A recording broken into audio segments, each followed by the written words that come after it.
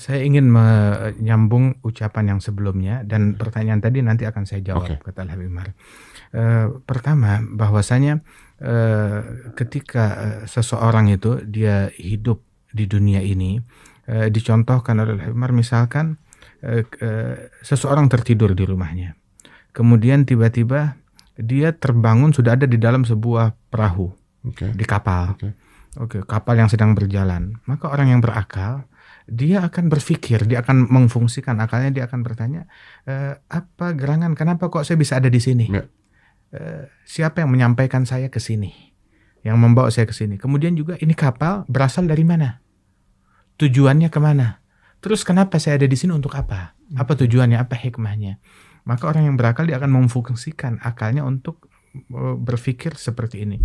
Beda dengan orang yang tidak memfungsikan akalnya, melihat terbangun dari kapal, dia nggak peduli, kenapa dia ada di situ, dari mana dia berasal, kemana tujuannya, maka Paham. dia ngelihat orang makan ikut makan, ngelihat orang Iya, minum iya. ikut minum, ngelihat Hidup orang doang gitu melakukan ya? kesibukan, dia ikut kesibukan, jadi, ikut telatah lah, ikut Iya, iya. apa yang biasa dilakukan oleh orang-orang. Saya ingin menyambung ucapan yang sebelumnya dan pertanyaan tadi nanti akan saya jawab, Oke. kata Al-Habib Umar. Pertama bahwasanya, ketika, seseorang itu dia hidup di dunia ini, dicontohkan oleh Al-Habib Umar misalkan, seseorang tertidur di rumahnya, kemudian tiba-tiba dia terbangun sudah ada di dalam sebuah perahu, Oke. di kapal. Oke. Oke, kapal yang sedang berjalan. Maka orang yang berakal, dia akan berpikir, dia akan memfungsikan akalnya, dia akan bertanya, "Apa gerangan, kenapa kok saya bisa ada di sini? Ya.